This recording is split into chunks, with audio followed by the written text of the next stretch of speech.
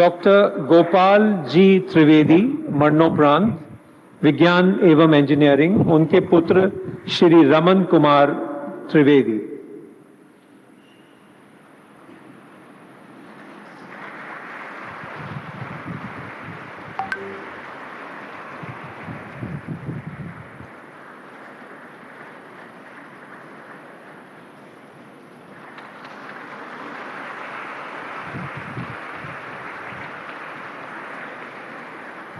नमस्कार, आप देख रहे हैं फर्स्ट लुक बिहार और मैं हूं निशा श्री। और आज हम एक तरह से श्रद्धांजलि अर्पित करने के लिए फर्स्ट लुक बिहार की तरफ से यहां पर मौजूद हुए हैं डॉक्टर प्रोफेसर गोपाल जी त्रिवेदी को, जिनको पद्म पुरस्कार से सम्मानित किया गया है। और हम जब ये अनाउंस किया गया था जनवरी के महीने में, तब हम उनके घर पर गए थे, उनसे हमने बातचीत की थी, जिसको हम विंडो में लगातार आपके सामने डिस्प्ले कर रहे हैं। लेकिन अफसोस की बात है कि जिस वक्त हमने उनसे बातचीत की और उनसे पूछा था कि आप किसके साथ जाएंगे पुरस्कार लेने, तो उस वक्त वो काफ़ी खुश थे और उन्होंने उस वक्त कुछ तय नहीं बताया। लेकिन उन्होंने कहा था, चूँकि मैं सवाल पूछ रही थी, तो उन्होंने कहा अगर आप चाहें तो आप भी चल सकती हैं। बहरहाल वो मौका, वो सौभाग्य तो हमको नहीं मिल पाया। लेकिन अभी भी एक दुखद बात ये हुई कि अभी 10 दिन पहले उनकी मृत्यु हो गई और उनका जो पूरा श्राद्ध कर्म है वो पूरा हुआ।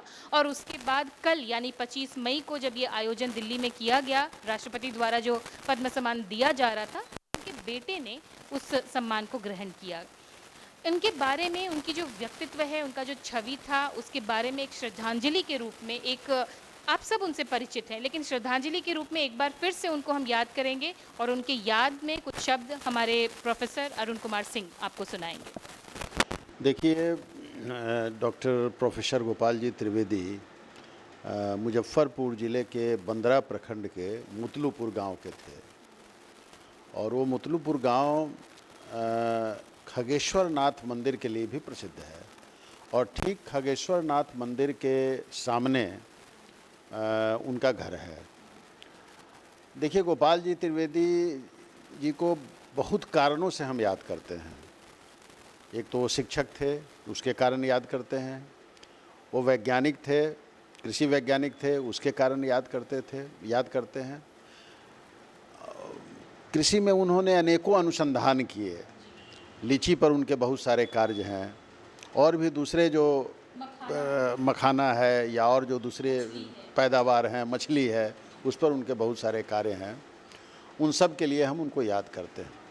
लेकिन सबसे ज़्यादा याद इसलिए करते हैं कि इतना बड़ा व्यक्तित्व, और जिसका जन्म 1930 में हुआ था, आज़ादी के पहले, और उसके बाद एक लंबी दूरी उन्होंने अपने क्षेत्र में तय की। वो जिस विश्वविद्यालय में, राजेंद्र कृषि विश्वविद्यालय में वो शिक्षक हुए, वहीं पर वो कुलपति होने का भी सौभाग्य उनको मिला। कुलपति भी वहाँ पर हुए।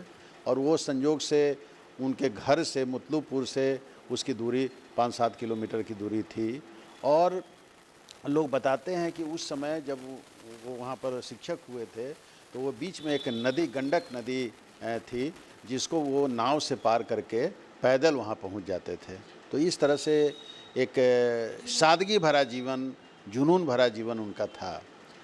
लेकिन जो सबसे महत्वपूर्ण बात वो ये है कि इतने बड़े पद पर रहने के बावजूद भी सेवानिवृत्ति के बाद उन्होंने अपने गांव मुतलूपुर में, जहां उनकी ज़मीन थी, जहां उनका अपना मकान था, उस ज़मीन के पैदावार और वहां के जो अगल बगल के जो कृषक थे, उनकी उन्नति के लिए, उनको नए जो नवाचार थे उनको सिखलाने के लिए उन्होंने अपना पूरा जीवन खपाया। मुझे याद है कि मैं उनसे सबसे पहले 1974-75 में मुजफ्फरपुर के सर्किट हाउस में मेरी मुलाकात हुई थी, जिस समय मेरे चाचा जी नवल किशोर सिन्हा, जो साहेबगंज विधानसभा क्षेत्र से चुने जाते थे, उस समय वो कृषि मंत्री थे।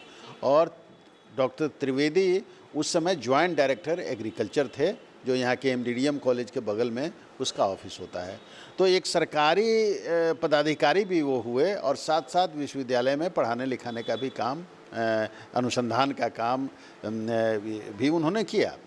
और इस तरह से उस समय से लगातार एक संबंध बना रहा उनसे।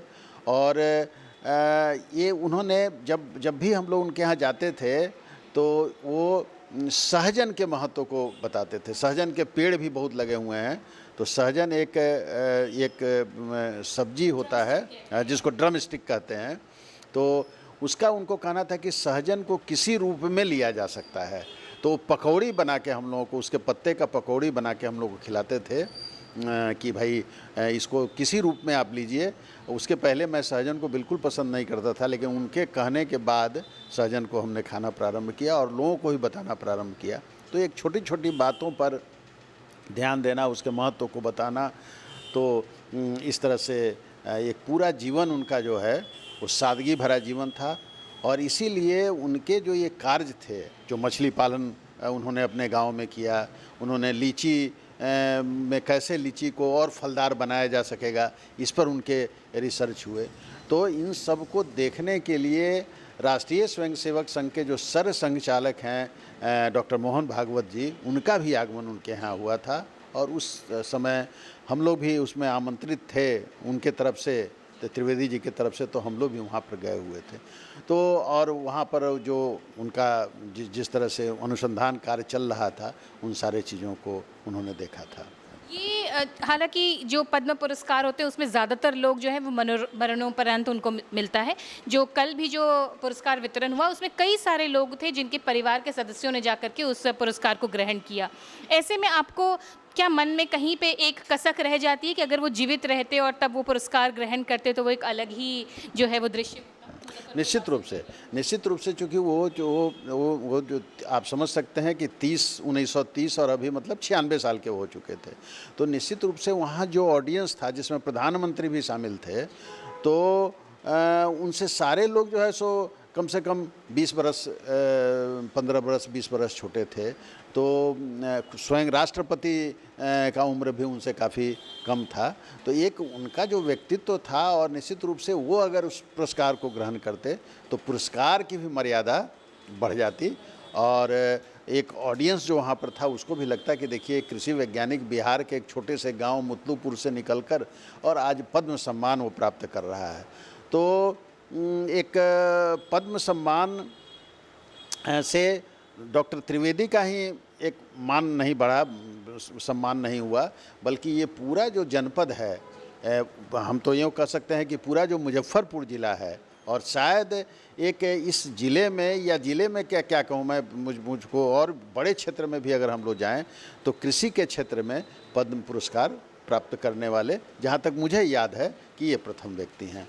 तो ये एक बहुत बड़ी बात थी। और उनके इकलौते पुत्र रमन त्रिवेदी, जो स्वयं भी एग्रीकल्चर यूनिवर्सिटी, अभी जो पूसा एग्रीकल्चर यूनिवर्सिटी केंद्रीय यूनिवर्सिटी है कृषि का, उसमें स्वयं वो शिक्षक हैं। उन्होंने अपने पिता के बदले वहाँ पर कल उस पद्म पुरस्कार को उन्होंने प्राप्त किया।